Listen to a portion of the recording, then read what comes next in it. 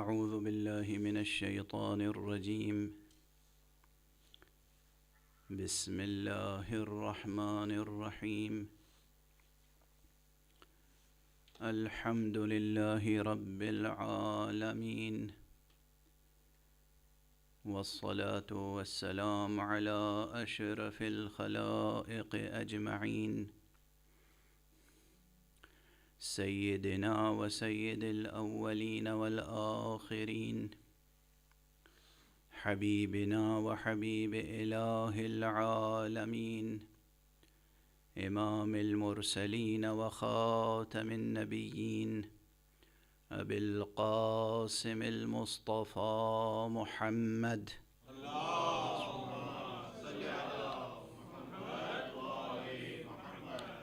وعلى أهل بيته الطيبين الطاهرين الهداة المهديين المعصومين المظلومين، واللعنة الدائمة على أعداء الحق والدين. أما بعد، فقد قال الله تعالى عز اسمه في محكم كتابه ومتقن خطابه: بسم الله الرحمن الرحيم. قل لله المشرق والمغرب، يهدي من يشاء إلى صراط مستقيم. صدق الله العلي العظيم.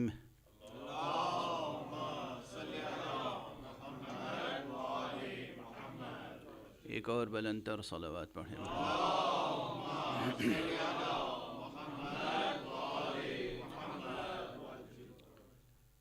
قرآن حکیم کے ایک مختصر سے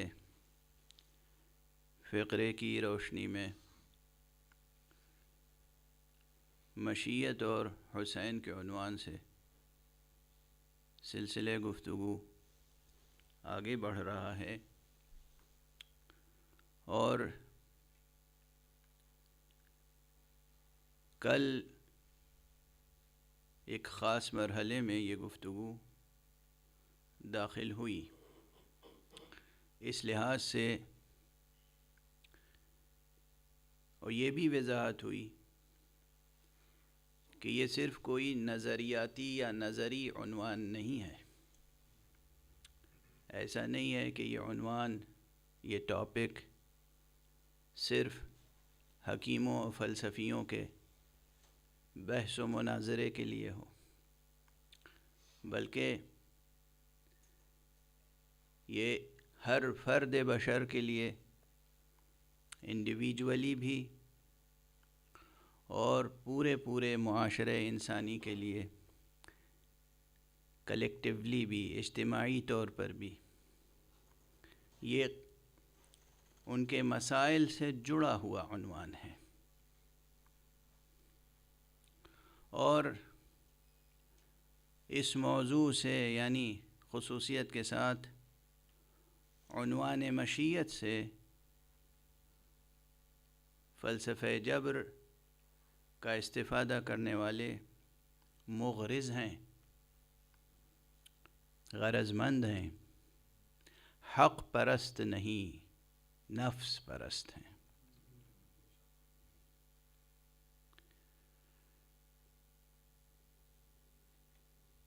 کل جس آیت کریمہ کا حوالہ میں نے دیا تھا سورہ مبارک آل عمران سے، اور بار بار آپ کے سامنے گزارش کی کہ مشیت کے کلمے کو قرآن مجید میں جوں کہ توں مشیت کا لفظ تو نہیں ہے، لیکن اس کے مادے سے مشتق کلمات بہت آئے ہیں، سینکڑوں آیتیں میرے پیش نظر ہیں، مگر ظاہر وقت محدود ہوتا ہے، اور میرا مزاج یہ نہیں ہے کہ صرف آیتیں سنا کر یا دہرا کر آگے بڑھ جاؤں، بلکہ وہ کلیدی مطالب آپ کے سپرد کر کے آگے بڑھوں جس سے آیات خود بخود روشن ہو جائیں. جب آپ آیتوں کی تلاوت فرمائیں، جب آپ ترجمے پر نظر ڈالیں، جب آپ تفسیر پر نظر ڈالیں، تو وہ کلید مطلب آپ کے ہاتھ میں ہو کہ ابہام اور اشکال سے بچ جائیں. اس میں سب سے بڑی جو کلید ہے وہ ہے صنعت التفات. یہ یاد رکھیے گا، صنعت التفات، اسلوب التفات.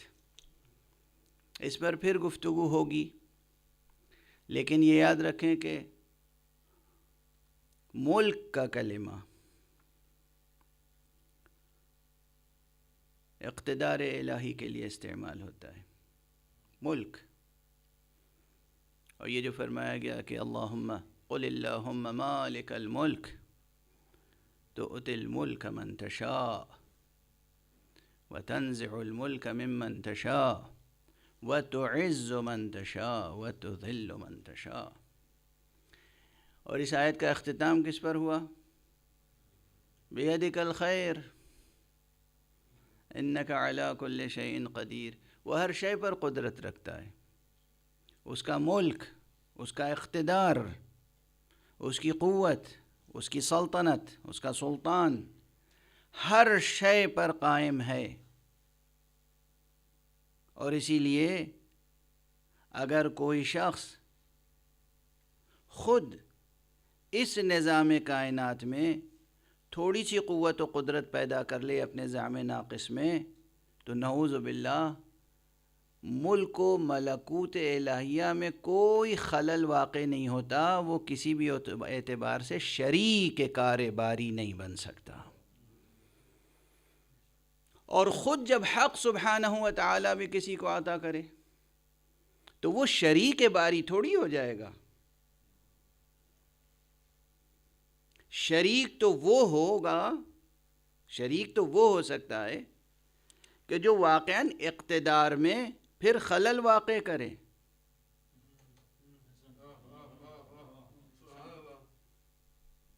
شریک تو وہ ہے، لیکن اس کی قدرت، اس کا اقتدار، اس کا ملک اتنا عظیم ہے کہ وہ خود بھی جب کسی کو اقتدار دیتا ہے تو وہ اس کے اقتدار اعلیٰ کے تحت ہوتا ہے. حق سبحانہ و تعالیٰ کے اقتدار میں کوئی کمی نہیں آتی، ایک ذرہ برابر کمی نہیں آتی. وہ محمد مصطفیٰ صلی اللہ علیہ وآلہ وسلم کو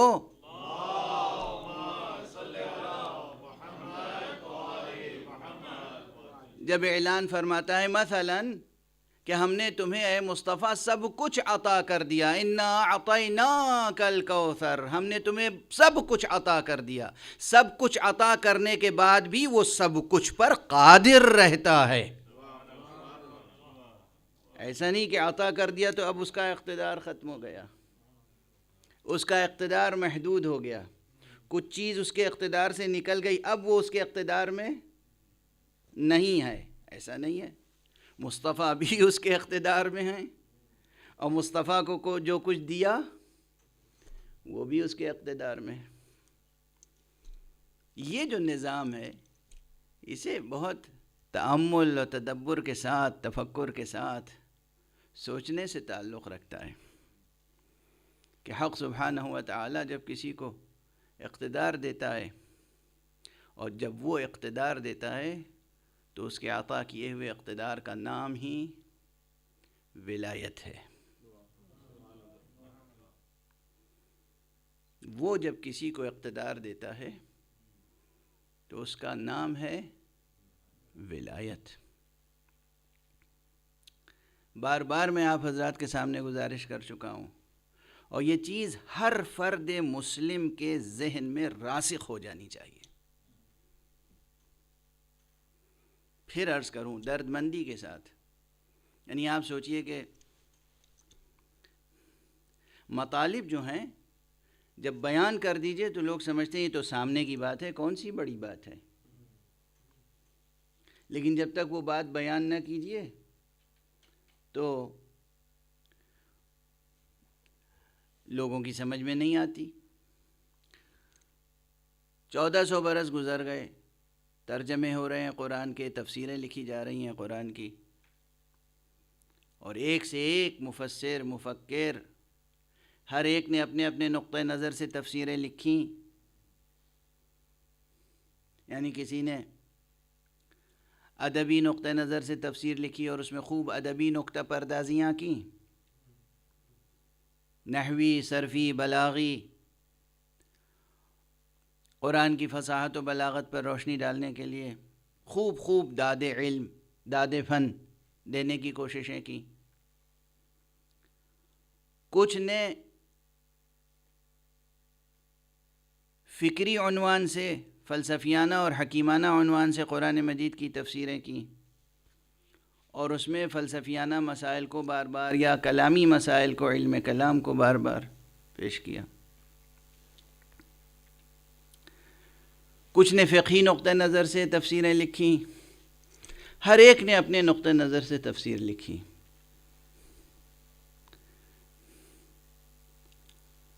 اور 20ویں صدی میں قدم رکھنے کے بعد مرحوم مولانا سید ابوالعلاء مودودی نے تفسیر اردو میں بہت یادگار تفسیر لکھی، جس کا عربی میں بھی ترجمہ ہوا ہے اور انگریزی میں بھی ترجمہ ہوا ہے، مختلف زبانوں میں ترجمہ ہوا ہے۔ اور اس میں انہوں نے تفسیر کے شروع میں ایک مقدمہ قائم کیا اور اس میں سوال قائم کیا کہ قرآن مجید اگر کوئی کتاب ہے تو بحیثیت کتاب اس کا کوئی ایک موضوع ہوگا۔ سوال یہ پیدا ہوتا ہے کہ وہ موضوع کیا ہے؟ یعنی 1400 برس کے بعد، اور فرمارے آپ ذرا اس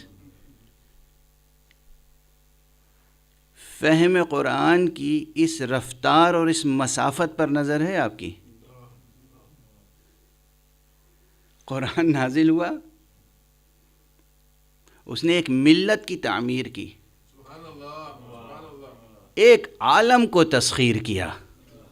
قرآن یہ جو مشرق سے مغرب تک عربوں نے تسخیر کیا تھا، کس کی طاقت تھی؟ عربوں کی طاقت تھی، بدو عربوں کی طاقت تھی، ان کی تلوار کی طاقت تھی، ان کے گھوڑوں، تازی گھوڑوں اور اونٹوں کی طاقت تھی۔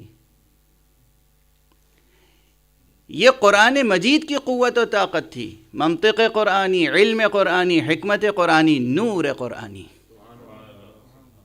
نور قرآن تھا اور اخلاص مصطفیٰ تھا، نور قرآن تھا اور نور دل محمد مصطفیٰ صلی اللہ علیہ وآلہ وسلم تھا۔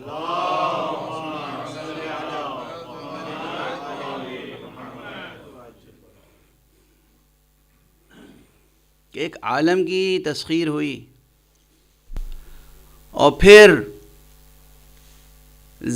عروج ہوا ایک امت کو، اور پھر زوال ہوا، اور اس کے بعد عروج و زوال جزئی طور پر ہوتا رہا، اور اب 20ویں صدی میں یہ سوال پیدا ہوا، طے کیا جائے کہ اگر یہ کوئی کتاب ہے تو اس کا موضوع بھی کوئی ہوگا۔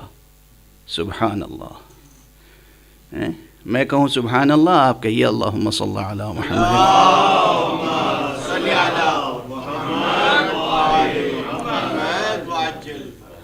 اور وہ بھی وہ زمانہ تھا کہ جب ویسٹرن ورلڈ میں، ویسٹرن فلسفی میں بطور خاص ایگزسٹنشلزم کا دورہ تھا، اور جو ایگزسٹنشلزم ہے اس کا ترجمہ اردو والے وجودیت کرتے ہیں، اور پھر اردو میں سوچنے والے وجودیت سے ایگزسٹنشلزم کی طرف آنے کے بجائے کبھی کبھی آنٹولوجی تک پہنچ جاتے ہیں۔ تو بھئی وہ آنٹولوجی الگ ہے، علم الوجود، اور یہ ایگزسٹنشلزم الگ ہے۔ اس ایگزسٹنشلزم میں انسان کو مرکزی حیثیت بہت دی گئی ہے، اور یہ پورا کا پورا جو ایگزسٹنشلزم ہے اس میں ایسا نہیں ہے کہ سب ملحد ہی ہوں۔ یہ عجیب و غریب بہت بڑی دنیا ہے، اس میں موحد بھی ہے اور ملحد بھی، مختلف رجحانات کے لوگ اس ایک عنوان کے تحت آتے ہیں۔ اب ظاہر ہے کہ میرا موضوع ہے گفتگو ایگزسٹنشلزم تو ہے نہیں، وجودیت تو ہے نہیں، تو بس ایک اشارہ ہے، آپ حضرات جو دلچسپی رکھتے ہوں گے، طلباء اور دانشجو حضرات، وہ جستجو فرمائیں گے۔ تو اس میں موحد بھی ہیں، بلیورز بھی ہیں، اور وہ بھی ہیں کہ جو ملحد ہیں۔ لیکن ان سب کے ہاں انسانی وجود، انسان کی حقیقت اور حیثیت مرکزی حیثیت رکھتی ہے۔ تو چونکہ پوری دنیا میں اس وقت یہ نظریہ پھیل رہا تھا، تو یقیناً اس سے متاثر ہو کر انہوں نے بھی سوال قائم کیا اور جواب دیا کہ قرآن مجید کا موضوع انسان ہے۔ جب میں نے پہلی ہی بار تفہیم القرآن کا مطالعہ کیا اور دیکھا کہ انہوں نے لکھا ہے کہ قرآن مجید کا موضوع انسان ہے از اول تا آخر، تو مجھے واقعاً صدمہ ہوا، اس لیے کہ میری نگاہوں میں وہ نور تھا جو علوم اہل بیت مصطفیٰ سے آیا تھا۔ میں نے اس سے پہلے کتاب توحید صدوق پڑھ رکھی تھی، اور میرے لیے یہ چیز مبہم نہیں تھی کہ قرآن مجید اگر کوئی کتاب ہے تو اس کا موضوع ہے توحید حق صمدی۔ از اول تا آخر قرآن مجید کا موضوع توحید ہے، توحید، اول توحید آخر توحید، هو الاول هو الآخر هو الظاہر هو الباطن۔ بسم اللہ الرحمن الرحیم سے لے کر اور والناس تک پورے قرآن مجید کا موضوع، بنیادی، محوری، اصلی، اساسی توحید حق صمدی ہے۔ اسی ایک حقیقت کی روشنی میں زندگی کے ہر مسئلے کو قرآن مجید نے حل کیا ہے، کائنات کے ہر مسئلے کو قرآن مجید نے حل کیا ہے، انفرادی زندگی کے مسائل سے لے کر، عائلی زندگی کے مسائل سے لے کر اور اجتماعی زندگی کے مسائل تک، ہر مسئلے کو قرآن مجید نے ایک ہی حقیقت کی روشنی میں حل کیا ہے۔ وہ حقیقت ہے حقیقت توحید، توحید صمدی، توحید حق۔ بات جب بیان کر دیجئے تو بالکل سامنے کی معلوم ہوتی ہے، لیکن بہرحال مولانا مودودی کی تفہیم القرآن تک تو سامنے کی نہیں تھی۔ وہ تو یہی فرما گئے اور لکھ گئے کہ قرآن مجید کا بنیادی موضوع انسان ہے۔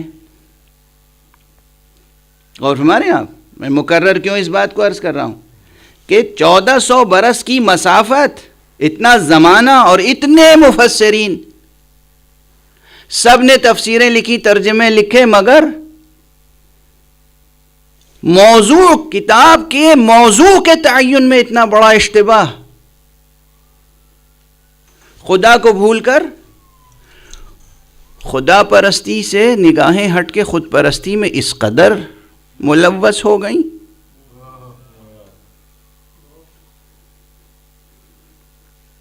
انسان عزیز ہے، انسان عظیم ہے، انسان کو اللہ نے شرافت، کرامت، عزت، عظمت بخشی ہے، لیکن قرآن مجید کا اصل موضوع از اول تا آخر توحید حق صمدی ہے۔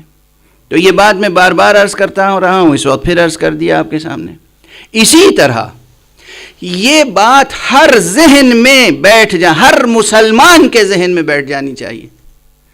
اسے اختلافی مسئلہ نہ سمجھیں، مسلکی مسئلہ نہ سمجھیں، ہر مسلمان کے ذہن میں یہ بات راسخ ہو جانی چاہیے کہ اس کائنات کو اور اس انسانی معاشرے کو منظم کرنے کے لیے اللہ سبحانہ و تعالی نے قرآن مجید میں جو نظام عطا کیا ہے، اس نظام کا عنوان نظام ولایت ہے۔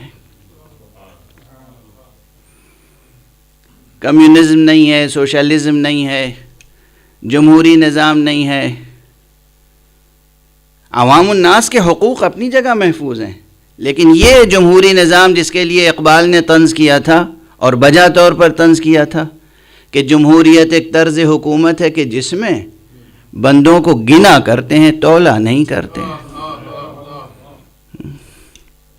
تو ہمارا جو جمہوری نظام ہے، یہ جمہوری نظام ناقص تو ہے، یہ ہر ذہن میں راسخ ہو جائے گی۔ جب تک نہ ہو جائے گی بات، میں مکرر عرض کرتا رہوں گا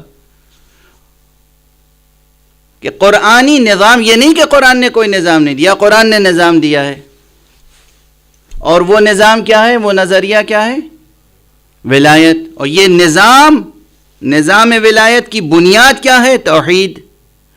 توحیدی بنیاد پر نظام کون سا قائم ہے؟ ولایت۔ توحید اور ولایت کا اس طرح سے ایک دوسرے سے تعلق ہے۔ اور میں اب عرض کروں ایک جملہ، توحید اور ولایت کے اسی تعلق کو بیان کرنے کا نام نبوت ہے۔ ایک صلوات پڑھ دیجئے محمد و آل محمد۔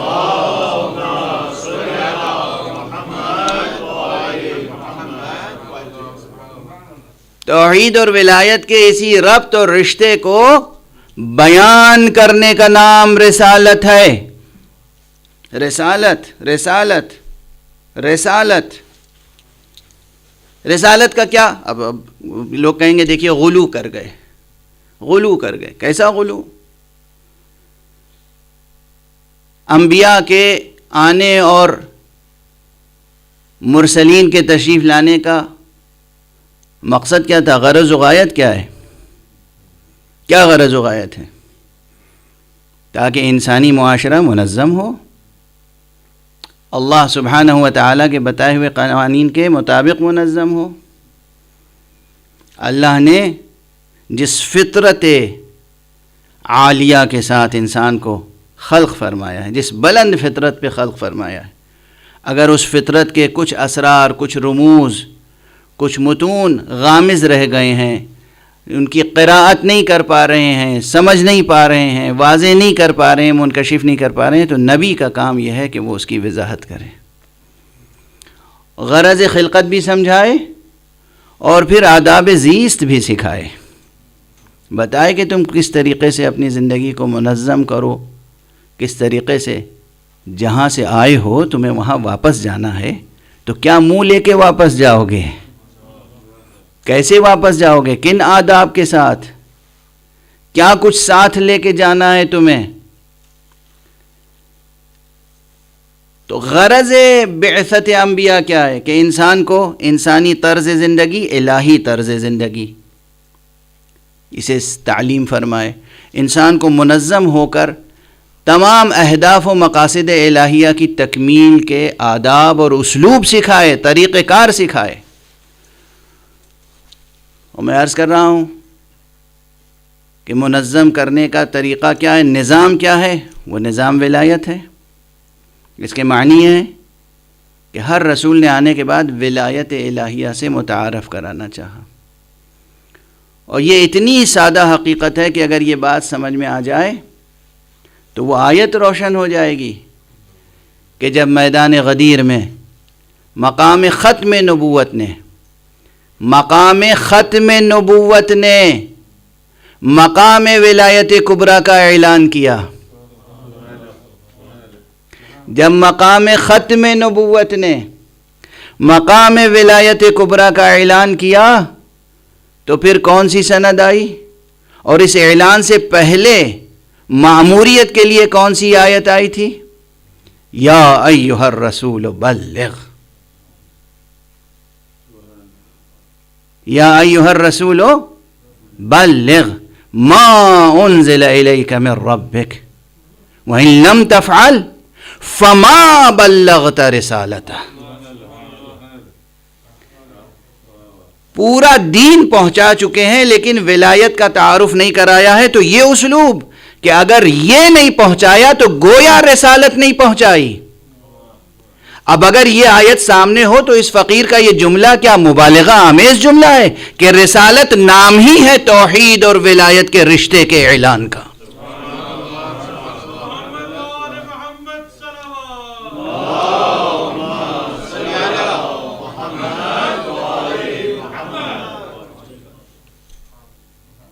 رسالت نام ہے اس ربط اور رشتے کے اعلان کا کہ جو توحید اور ولایت میں ہے۔ توحید ہے اصل، اساس، بنیاد، اول و آخر توحید ہے، اور اس توحید کی روشنی میں انسان اپنی ذات کو، اپنے کنبے کو، اپنے معاشرے کو، اس کرۂ ارض کو، اس پوری کائنات کو کس طرح روشن رکھے، سورج کے نور کو کس طرح برقرار رکھے، سورج کا چراغ بجھنے سے کیسے بچائے، یہ سب منحصر ہے کہ وہ کس طرح ولایت، نظام ولایت حق سے وابستہ ہوتا ہے۔ ایک صلوات پڑھ دیجئے محمد و آل محمد۔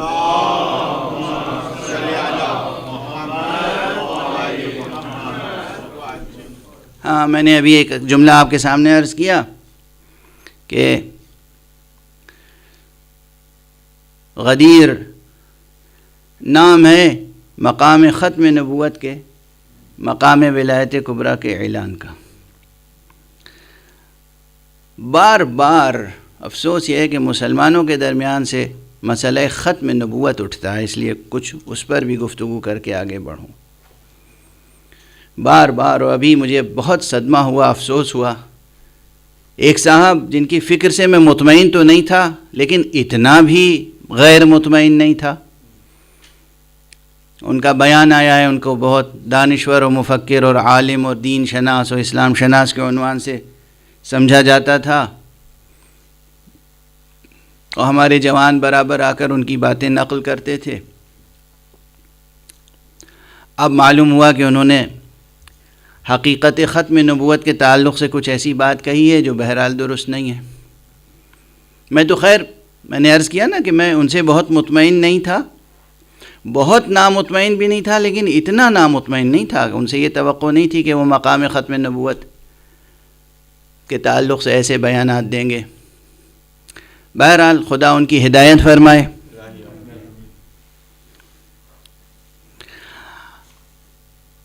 اصل میں جو حسین سے آشنا نہیں ہوتا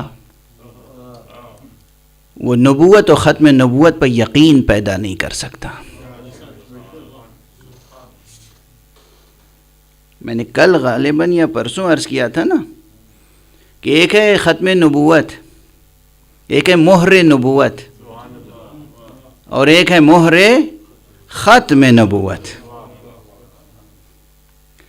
یہ ہے تو خطیبانہ تعبیر، مگر یہ بس نری خطیبانہ تعبیر نہیں ہے، یہ بڑی اسلامی اور ایمانی اور دینی اور حکیمانہ حقیقت پر مبنی ہے۔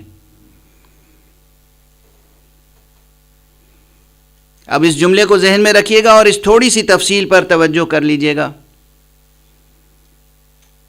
ختم نبوت کے فلسفے پر بعض مفکرین نے بہت دراز نفسی سے کام لیا ہے اور بہت لمبی لمبی پیچیدہ بحثیں کی ہیں کہ آخر ختم نبوت مصطفیٰ صلی اللہ علیہ وآلہ وسلم پر کیوں ہو گئی۔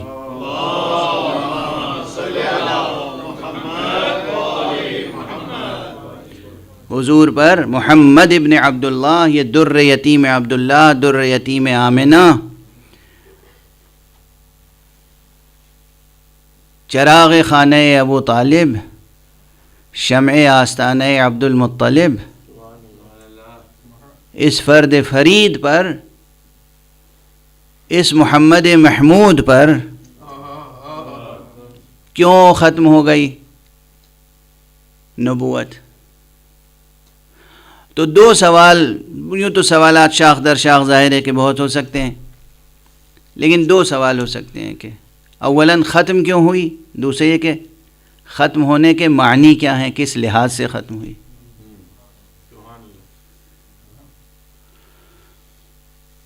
بس میں دونوں مطالب کو جمع کر کے آج آپ کے سامنے گزارش کروں، اور اپنے انداز میں اگر کہوں تو پہلے تو ایک چھوٹا سا جملہ کہہ رہا ہوں، اگر یہی بات، یہ چھوٹا سا جملہ اگر آپ کی ذہانتیں اسے قبول فرما لیں تو سب جواب اسی میں ہے۔ بھئی ذات گرامی محمد مصطفیٰ صلی اللہ علیہ وآلہ وسلم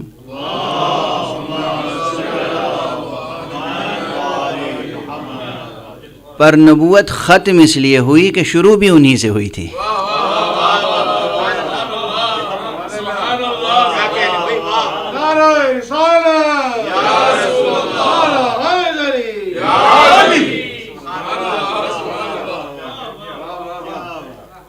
ان پر ختم اس لیے ہوئی کہ انہی سے شروع ہوئی تھی۔ پروردگار آپ کی ذہانتوں کو سلامت رکھیں۔ آج آپ کوئی بچہ مجھ سے کہے کہ مجھے سمجھائیے اس کے معنی کیا ہیں، کہ انہی سے شروع ہوئی تھی تو انہی پہ ختم ہوئی، کیسے سمجھ میں آئے گا؟ اب بچے کو سمجھانے کے لیے میں کیا کروں؟ میں تو قرآنی سے بھیک مانگوں گا اسلوب کلام کے لیے بھی۔ تو قرآن مجید میں قرآن مجید نے حقیقتوں کو سمجھانے کے لیے طرح طرح کی ترکیبیں، طرح طرح کے جملے، طرح طرح کی مثالیں اور تشبیہیں سکھائی ہیں۔ اللہ نے فرمایا وَيَضْرِبُ اللَّهُ الْأَمْثَالَ لِلنَّاسِ لَعَلَّهُمْ يَتَذَكَّرُونَ، اللہ تو لوگوں کے لیے مثالیں دیتا ہے تاکہ وہ باتوں کو سمجھ سکیں۔ تو مثال اللہ نے ایک مقام پر شجرے کی دی ہے، سبحان اللہ سبحان اللہ سبحان اللہ، شجرے کی مثال دی ہے۔ شجرے کی مثال بہت جگہوں پہ کام آتی ہے۔ حق سبحانہ و تعالیٰ نے کیا فرمایا سورہ مبارکہ ابراہیم میں؟ أَلَمْ تَرَ كَيْفَ ضَرَبَ اللَّهُ مَثَلًا كَلِمَةً طَيِّبَةً كَشَجَرَةٍ طَيِّبَةٍ أَصْلُهَا ثَابِتٌ وَفَرْعُهَا فِي السَّمَاءِ تُؤْتِي أُكُلَهَا كُلَّ حِينٍ بِإِذْنِ رَبِّهَا وَيَضْرِبُ اللَّهُ الْأَمْثَالَ لِلنَّاسِ لَعَلَّهُمْ يَتَذَكَّرُونَ۔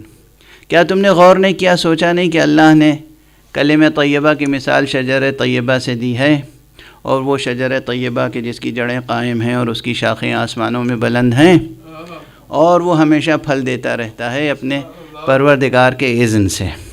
اب یہاں سے میں شجرے کی تشبیہ مستعار لیتا ہوں، اور جب کوئی بھی بچہ یا بچکانہ ذہن رکھنے والا پوچھے گا کہ اس کے کیا معنی ہے کہ ختم ہوئی نبوت ان پر اس لیے کہ انہی سے تو شروع بھی ہوئی تھی، تو میں پوچھوں گا درخت کس سے شروع ہوتا ہے؟ کہاں سے شروع ہوتا ہے؟ کسی درخت کا آغاز کہاں سے ہوتا ہے؟ ایک چھوٹا سا بیج وہاں سے شروع ہوتا ہے۔ یہ بیج، اس میں سے اخوا پھوٹتا ہے اور پھر وہ بلند ہوتا ہے اور پھر تنا بنتا ہے اور شاخیں پیدا ہوتی ہیں اور پتیاں آتی ہیں، پھر اس میں کلیاں آتی ہیں، پھر پھول آتے ہیں، پھر پھل آتا ہے، اور پھل جب اپنے انجام تک پہنچتا ہے تو پھر وہ بیج پیدا ہوتا ہے۔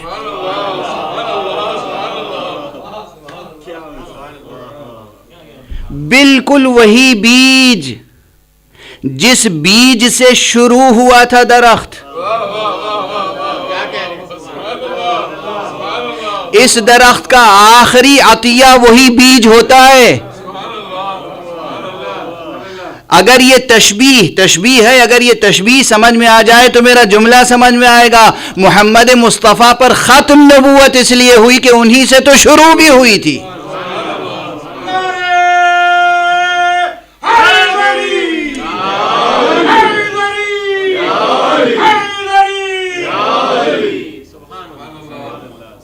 یہ تشبیہ ذہن میں رکھیں، اور پھر حضور علیہ الصلاۃ والسلام کا وہ ارشاد گرامی ذہن میں رہے، کنت نبیا وآدم بین الماء والطین، میں تو اس وقت بھی نبی تھا جب آدم آگ و گل کے درمیان تھے۔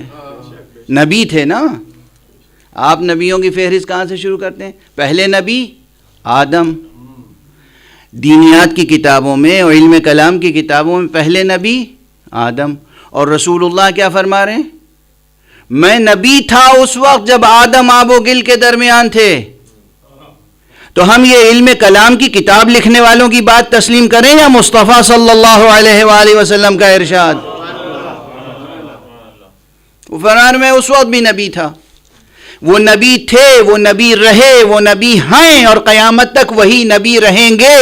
نبوت ان کی ذات میں منحصر ہے، تو جیسے وحدت خالق کی حیثیت سے، معبود کی حیثیت سے، رازق کی حیثیت سے، مبدأ کی حیثیت سے اللہ سبحانہ و تعالیٰ کی ذات میں منحصر ہے، تو وہ اول بھی ہے، وہ آخر بھی ہے، وہ ظاہر بھی ہے، وہ باطن بھی ہے۔ اسی طرح یہ حقیقت نبوت ذات محمد مصطفیٰ میں منحصر ہے، تو عالم نبوت میں یہی اول بھی ہیں، یہی آخر بھی ہیں، یہی ظاہر بھی ہیں، یہی باطن بھی ہیں۔ نعرہ تکبیر، اللہ اکبر، نعرہ رسالت، نعرہ حیدری، نعرہ مشنود محمد و آل محمد، باز بلند صلوات، اللہم صلی علی محمد و آل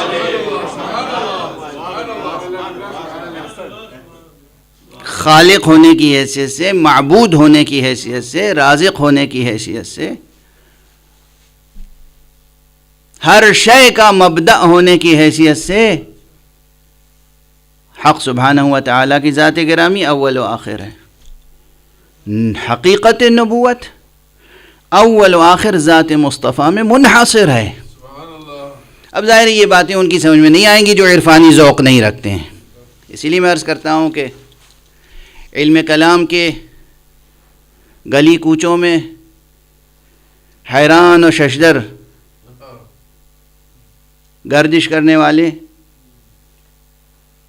علم عرفان کے آسمانوں سے بے خبر ہیں. معرفت کا بھی ذوق پیدا کریں. ہاں وہ جو عرفان کے مدعی ہیں اور حرف باطل کہتے ہیں وہ الگ ہیں، ہم بھی ان کو رد کرتے ہیں، لیکن جب تک اس کائنات کا جسے ورلڈ ویو کہتے ہیں نا،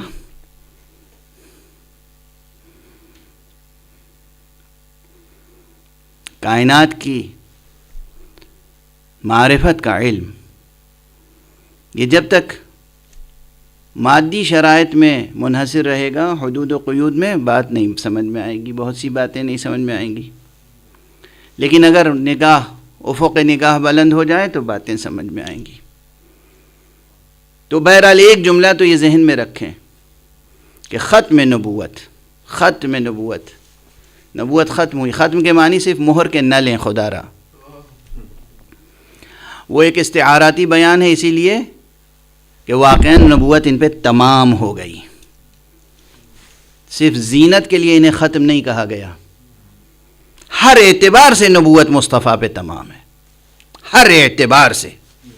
کسی اعتبار سے ان کے بعد کسی قسم کی نبوت نہیں ہے. اور ایک رخ سے اور غور کر لیجئے. اب میں خود اس سوال کو، یہ تو میں نے اپنا عقیدہ واضح کر دیا، کوئی کسی اعتبار سے کسی بھی جہت سے عقیدہ خود ختم نبوت میں خلل اور خدشہ پیدا نہیں کر سکتا. حقیقت نبوت منحصر ہے ذات گرامی مصطفیٰ صلی اللہ علیہ وآلہ وسلم میں.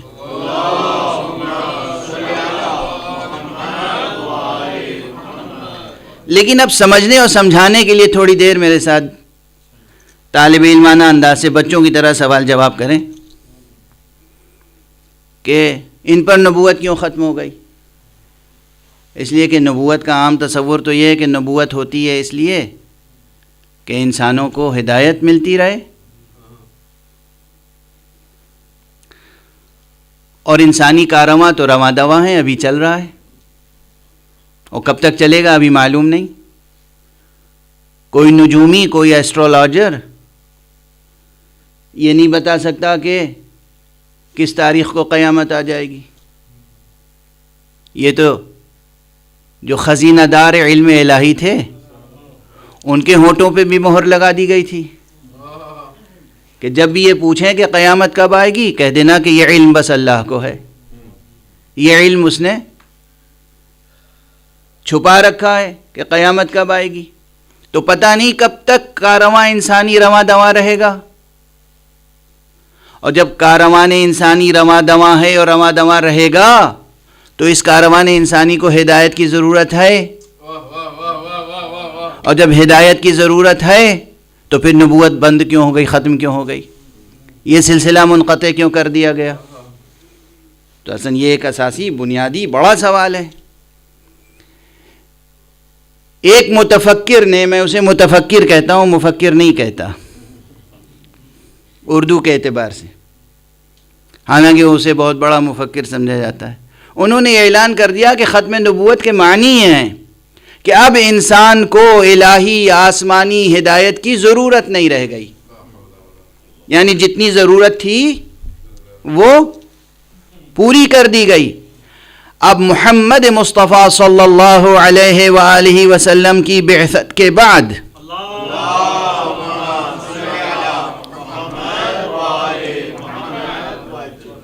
انسان کو اب آسمانی ہدایت کی، الہی ہدایت کی کوئی ضرورت باقی نہیں رہ گئی. اور جب ضرورت باقی نہیں رہ گئی تو پھر نبوت ختم کر دی گئی، یہ انسٹیٹیوشن ختم کر دیا گیا، کیونکہ اب اس کی ضرورت نہیں ہے. جتنی ضرورت تھی اس وقت تک تھی جب بچہ گھٹنیوں چل رہا تھا، اب ماشاءاللہ اپنے پاؤں پہ کھڑا ہو گیا ہے. اب انسان کی عقل بیدار ہو گئی، عقل بالغ ہو گئی، اب انسان کو آسمانی ہدایت کی ضرورت باقی نہیں رہ گئی. یہ مسلمان فلسفی ایسی باتیں کرتے ہیں. یہ وہ فلسفی بات کہہ سکتا ہے کہ جس کے لیے کہا جائے کہ یہ عاشق قرآن تھے،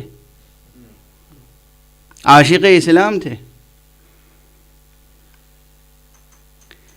یہ تو کھلی ہوئی دعوت ہے کہ بس اب دین و مذہب کو جزدان میں بند کر کے رکھ دیجئے، اب آپ کو ضرورت نہیں ہے آسمانی ہدایت کی. اور اگر یہ شخص ابھی اس وقت میں فکری و فلسفیانہ جواب عرض نہیں کر رہا ہوں، اور اگر موقع ملا تو عرض کر دوں گا، لیکن سب سے پہلے اگر یہ شخص مسلمان ہے تو میں دست ادب جوڑ کے عرض کرتا ہوں کہ نماز کو آپ فرض سمجھتے ہیں یا نہیں؟ اور نماز آپ پڑھتے ہیں یا نہیں؟ نماز پڑھتے ہیں تو اس میں سورہ حمد پڑھتے ہیں یا نہیں؟ اور اگر آپ سورہ حمد پڑھتے ہیں تو اس میں اللہ کی طرف سے اور نبی کی طرف سے یہ ہدایت ہے کہ آپ سورہ حمد ضرور پڑھیں، اور اس میں یہ دعا ہے اہدنا الصراط المستقیم، اے پروردگار ہمیں صراط مستقیم کی ہدایت فرما.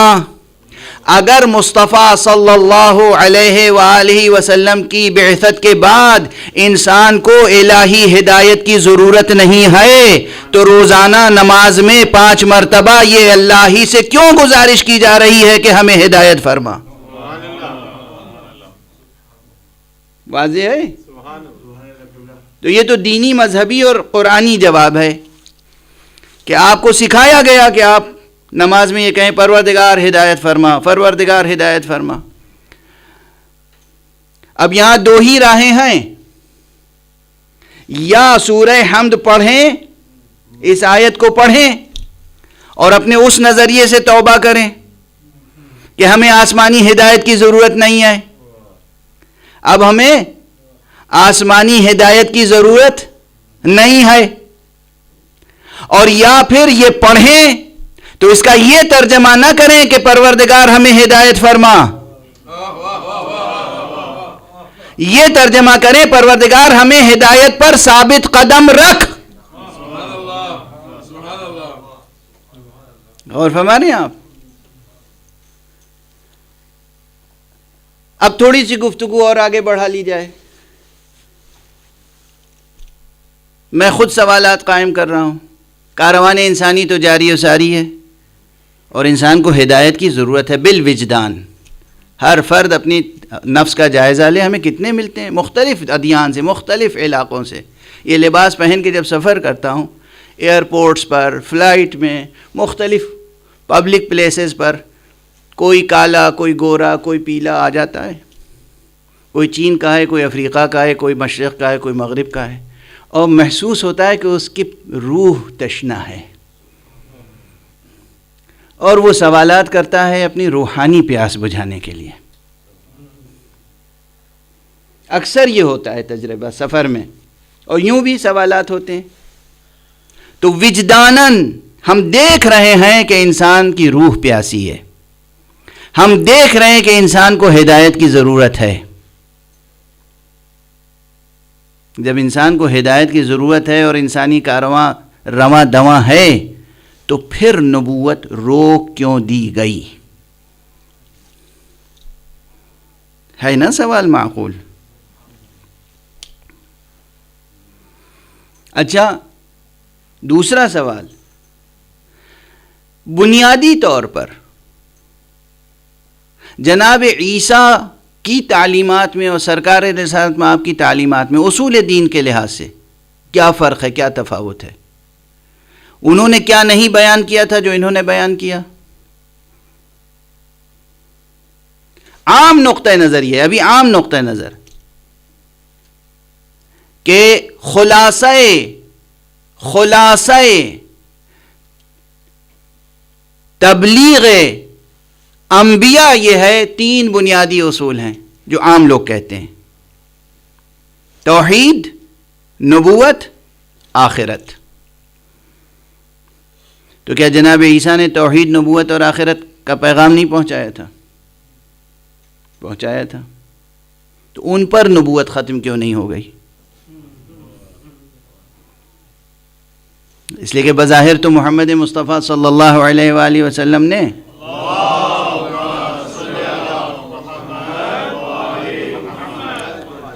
اس پر کسی چیز کا اضافہ نہیں کیا. جناب عیسیٰ نے بھی نبوت، توحید، نبوت اور آخرت کے اصول پیش کیے تھے، اور جناب ختمی مرتبت نے بھی صلی اللہ علیہ وآلہ وسلم وہی توحید، نبوت اور آخرت کے اصول پیش کیے.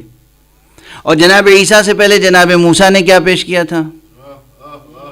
وہی توحید، نبوت، آخرت. جناب عیسیٰ سے پہلے جناب ابراہیم نے کیا پیش کیا تھا؟ وہی توحید، نبوت، آخرت. تو جناب ابراہیم پہ کیوں نہیں نبوت ختم ہو گئی؟ جناب نوح نے کیا پیش کیا تھا؟ اس کے علاوہ کچھ پیش کیا تھا؟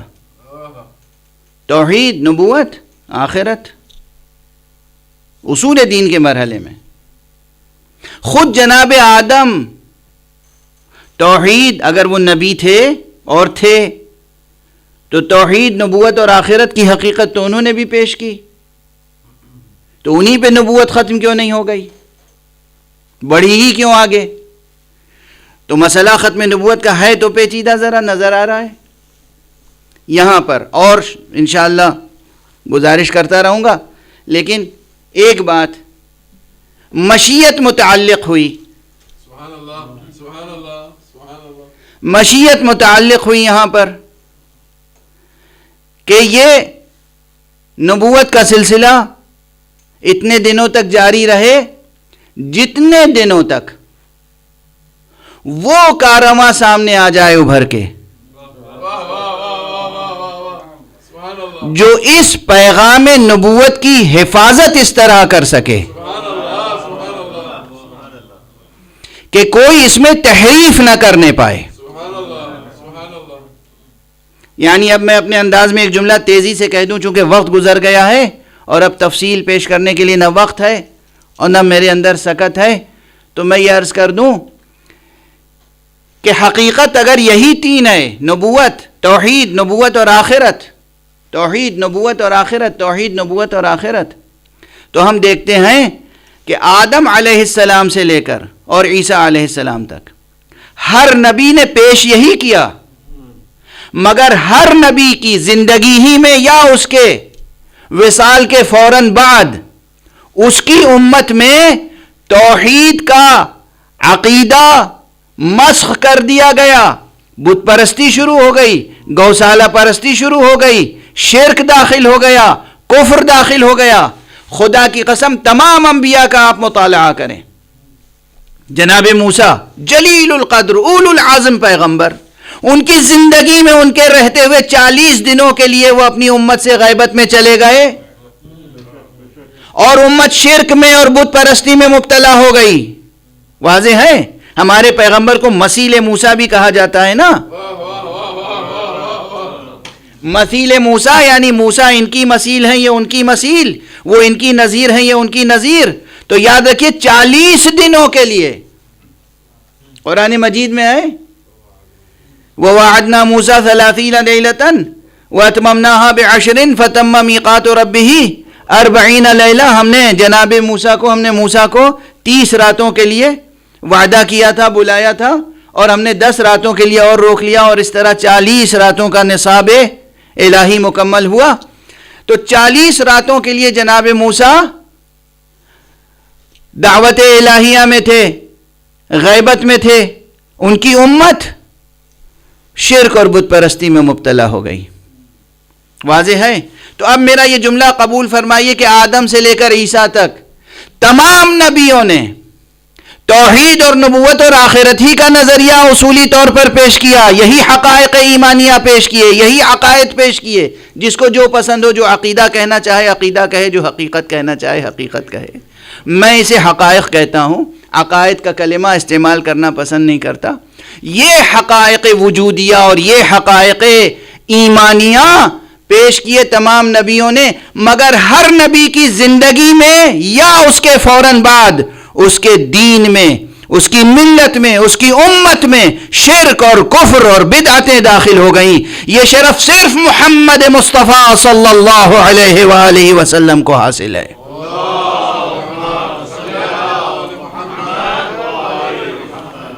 کہ آج حضور کے وصال کے بعد 1400 سال سے زیادہ کا زمانہ گزر گیا، لیکن بنیادی طور پر دین مصطفیٰ میں نہ شرک داخل ہوا، نہ کفر داخل ہوا، نہ بدعتیں اس طرح داخل ہوئیں کہ توحید کا نظریہ مسخ ہو جاتا، مٹ جاتا. اور یہ سبب کیا ہے؟ صرف ایک سبب ہے، مصطفیٰ کو پیغام نبوت کے ایسے محافظ مل گئے جنہیں میں عرض کر رہا ہوں کہ وہ ہیں گویا کہ مہر ختم نبوت. یعنی اب میں اگر سے کہہ رہا ہوں گفتگو، اگر علی جیسا، حسن جیسا، حسین جیسا کوئی محافظ عیسیٰ کو مل جاتا تو شاید انہی پہ نبوت ختم ہو جاتی، مگر یہ ممکن نہ تھا، اس لیے کہ مشیت متعلق تھی.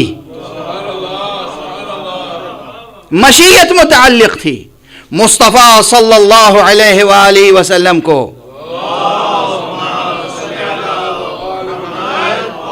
وہ اہل بیت ملے، وہ محافظ ملے نبوت کے، وہ محافظ ملے توحید کے، جن کے رہتے ہوئے ممکن نہیں تھا کہ پیغام نبوت مسخ ہو جاتا. اور اس لیے ان کی حیثیت گویا مہر ختم نبوت کی ہے.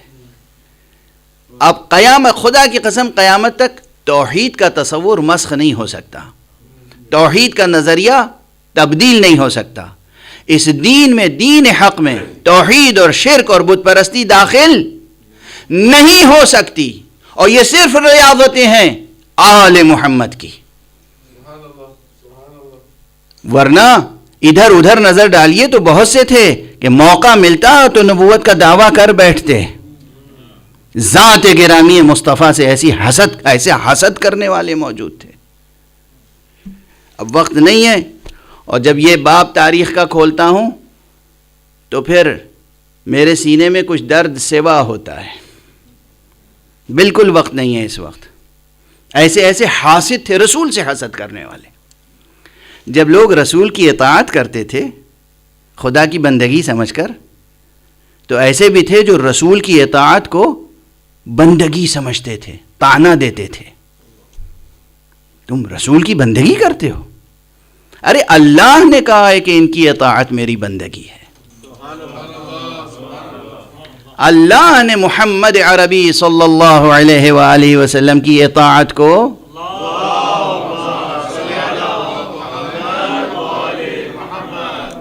اپنی عبادت قرار دیا ہے. تم ان کی اطاعت کرو، یہی میری عبادت ہے. میں یہ چاہتا ہوں کہ تم ان کی اطاعت کرو، زندگی کے ہر چھوٹے بڑے کام میں ان کی اطاعت کرو، یہی میری بندگی ہے. بس وقت گزر گیا، کافی وقت گزر گیا، چونکہ بحث بہت تفصیلی تھی اور بہت سی باتیں چھوڑتے چھوڑتے بھی وقت گزر گیا. آج نبوت اور ولایت کی بحث چھڑ گئی. شاید اس میں بھی مشیت تھی، اس لیے کہ آج کربلا کی تاریخ کے حوالے سے ہم اس کا غم اور اس کا ماتم کرتے ہیں. تاریخ جس پر متفق ہے کہ یہ شبیہ رسول تھا. حضرت امام حسین ابن علی کا وہ بیٹا جس کا نام علی اکبر ہے.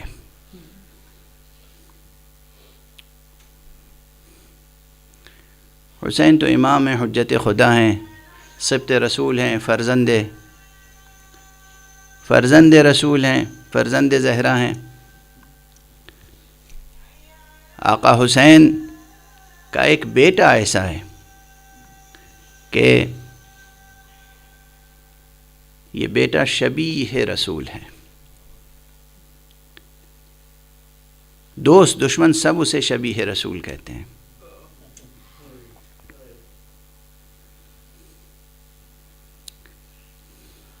بعد میں یہ روایت میں نے خود کتاب میں پڑھی، لیکن سب سے پہلے میں نے یہ روایت اپنے برادر معظم حجت الاسلام والمسلمین مولانا ذوالقدر رضوی صاحب کی زبان سے سنا تھا. ممبر پر مجلس میں انہوں نے پڑھی تھی یہ روایت، سب سے پہلے ان سے سنی. بعد میں نے خود یہ کتاب میں دیکھی، لیکن چونکہ پہلی بار ان سے سنی تھی تو میں ان کا حوالہ دے کر آپ کے سامنے ذکر کر رہا ہوں پروردگار ان کو صحت اور عافیت عطا فرمائے اور مومنین کو ان سے زیادہ استفادے کی توفیق عطا فرمائے۔ کہ مدینے میں ایک مرتبہ ایک یہودی آیا جو اپنی کتابوں کا علم رکھتا تھا، تورات اور دیگر صحف انبیاء اور تورات کی شرحیں، اور تورات کی بعض شرحیں ایسی ہیں جس میں بہت جزئیات تک وضاحت کے ساتھ بیان ہوئے ہیں۔ اور اس نے مدینے میں آ کر سیدھے مسجد میں گیا، اصحاب کا مجمع تھا، اور اصحاب سے پوچھا ایکم محمد، تم میں سے محمد کون ہے؟ اسے گویا کہ اطلاع نہیں تھی، خبر نہیں تھی کہ سرکار رسالت میں آپ کا وصال ہو چکا ہے۔ تو روایت میں یہ ہے کہ تمام اصحاب یہ سوال سنتے ہی رونے لگے، گریہ کرنے لگے، بلند آواز سے گریہ۔ حضور کی محبت تھی نا، اصحاب کے دلوں میں حضور کی محبت تھی، بے پناہ محبت تھی۔ تو ایک عرصے کے بعد، یعنی چند برسوں کے بعد بھی جب حضور کا تذکرہ ہوا اس طرح سے کہ گویا کوئی سمجھ رہا ہے کہ ابھی جناب رسالت میں آپ زندہ ہیں اور وہ انہیں دیکھنا چاہتا ہے، پوچھ رہا ہے تم میں سے کون ہے محمد، تو بس سب کے آنکھوں سے آنسو چھلک پڑے۔ تو اس نے کہا میں نے کیا کہہ دیا، ایسی کون سی بات کہہ دی کہ تم لوگوں کا دل دکھ گیا؟ تو سب نے کہا تم نے ہمارا درد فراق بڑھا دیا، زخم تازہ ہو گیا، مصطفیٰ وصال فرما چکے ہیں، انتقال فرما چکے ہیں، مصطفیٰ اس دنیا میں نہیں ہیں۔ متاثر ہوا، لوگوں نے پوچھا کیا سبب ہے؟ کہا میں تو ایمان لانا چاہتا تھا ان کی خدمت میں حاضر ہو کر، لیکن میں کچھ باتوں کی تصدیق کرنا چاہتا ہوں، کچھ باتوں کی تصدیق کرنا چاہتا ہوں، ان کے شمائل کی تصدیق کرنا چاہتا ہوں، یعنی حتیٰ کہ ان کے شمائل، شکل و شمائل، حضور کا ظاہری حسن، اس تک کا بیان کتابوں میں موجود ہے، انبیاء سلف کی کتابوں میں، صحیفوں میں، ان کی تفسیروں میں، ان کی تعویلوں میں۔ خلاصہ واقعہ یہ ہے کہ ایک بزرگ صحابی اٹھا اور اس نے کہا کہ آؤ چلو میں تمہیں ایسی جگہ لے جاتا ہوں جہاں تصویر پیغمبر موجود ہے۔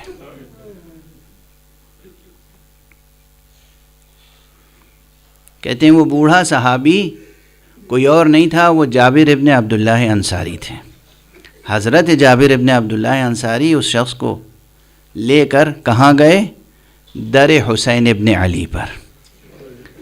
آقا امام حسین کے دروازے پر آئے اور کہا کہ آقا فرزند رسول یہ ایک یہودی ہے اور ایمان لانا چاہتا ہے اور یہ رسول کو دیکھنا چاہتا ہے۔ غور فرمائیے کیسی روایت ہے، یہ رسول کو دیکھنا چاہتا ہے، اور رسول اللہ صلی اللہ علیہ وآلہ وسلم اب موجود نہیں ہیں اس دنیا میں۔ ایک بلند صلوات پڑھ دیجئے محمد۔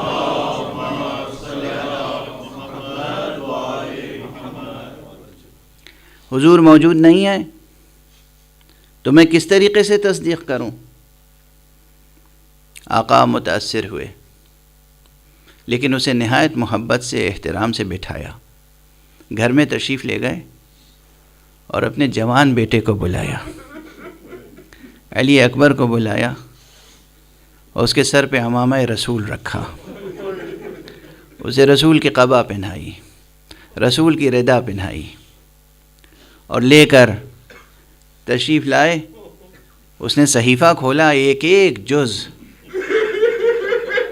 دیکھتا رہا اور پھر آقا حسین کو مبارکباد دی، مبارک ہو، ایسا بیٹا خدا نے دیا ہے، ہو بہو رسول کی تصویر ہے، ہو بہو رسول کی تصویر ہے۔ ایک مرتبہ اس نے دیکھا کہ یہ مبارکباد دے رہا ہے، خوش ہو رہا ہے، اور حسین کی آنکھوں سے آنسو رواں ہیں، ریش مبارک تر ہو گئی آنسوؤں سے۔ اس نے پھر گھبرا کے کہا وہاں میں مسجد میں گیا، رسول کا نام لیا، سب گریہ کرنے لگے، یہاں میں آپ کو مبارکباد دے رہا ہوں اور آپ گریہ فرما رہے ہیں۔ تو آقا امام حسین نے اس سے ایک سوال کیا یہ بتا، ایک سوال ہے، اگر اس طرح کی کوئی قیمتی شے تجھے مل جائے تو کس طرح اس کی حفاظت کرے گا؟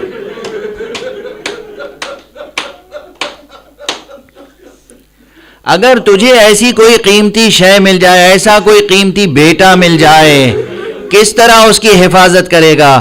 کہا فرزند رسول ابو عبداللہ میں 7 پردوں میں رکھوں گا، کسی کی نظر بد نہ لگ جائے، کہیں ایسا نہ ہو اسے کوئی ضرر پہنچے۔ وہ بیان کر رہا ہے، گفتگو جاری ہے، مگر آقا حسین کی آنکھوں سے آنسو رواں ہیں، ریش مبارک تر ہو گئی۔ کہا آقا بتائیں تو اس قدر گریہ کرنے کا سبب کیا ہے؟ کہا تجھے معلوم نہیں، یہی جوان بیٹا ہوگا، کربلا کا میدان ہوگا، اور اس کے سینے پر ایک برچھی کا پھل ایسا لگے گا کہ یہ شہید ہوگا، زمین پر ایڑیاں رگڑ رہا ہوگا، اور میں جب پہنچوں گا تو پھر عجب عالم ہوگا، اور اس کے بعد جب میں بھی شہید ہو جاؤں گا تو اس بیٹے کو گھوڑوں کی ٹاپوں سے پامال کیا جائے۔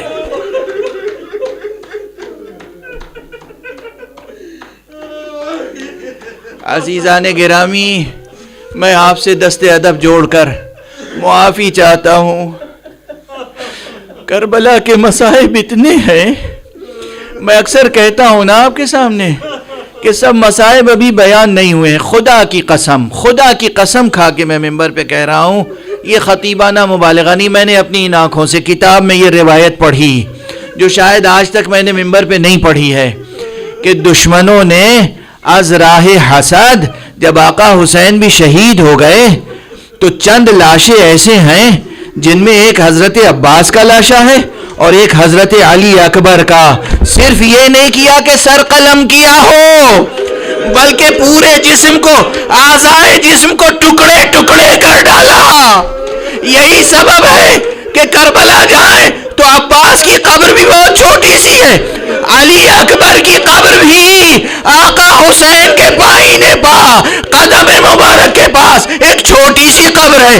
علی اکبر کی قبر یہ چھوٹی سی کیوں بنائی گئی؟ ارے اس لیے کہ جسم کو ٹکڑے ٹکڑے کر دیا گیا تھا، دست و بازو قلم کیے گئے، قدم قلم کیے گئے، سینہ گھوڑوں کی ٹاپوں سے چور چور کیا گیا۔ انا للہ و انا الیہ راجعون، رضا بقضائہ و تسلیما لامرہ۔ پروردگار ہمیں علوم قرآن اور معارف اہل بیت سے آشنا فرما۔ معبود پروردگار ہماری اس عبادت عزا کو قبول فرما۔ پروردگار ہمارے ان آنسوؤں کو رسول خاتم کے زخمی قلب کا مرہم بنا دے۔ پروردگار ہمیں وفاداران مصطفیٰ، وفاداران ختم نبوت میں قرار دے۔ پروردگار ہمیں وفاداران نظام ولایت میں قرار دے۔ پروردگار معبود روئے زمین سے گناہوں کو، سرکشیوں کو مٹا دے، سرکشوں کو مٹا دے۔ پروردگار جو انسانیت کے دشمن ہیں ان کے سائے کو، سایہ نحس کو کوتاہ فرما۔ پروردگار اپنے ولی آخر کو اذن ظہور عطا فرما، اور ان کے ہاتھوں سے اپنی رافت و رحمت و عدالت کا پرچم لہرا دے۔ ماتم حسین۔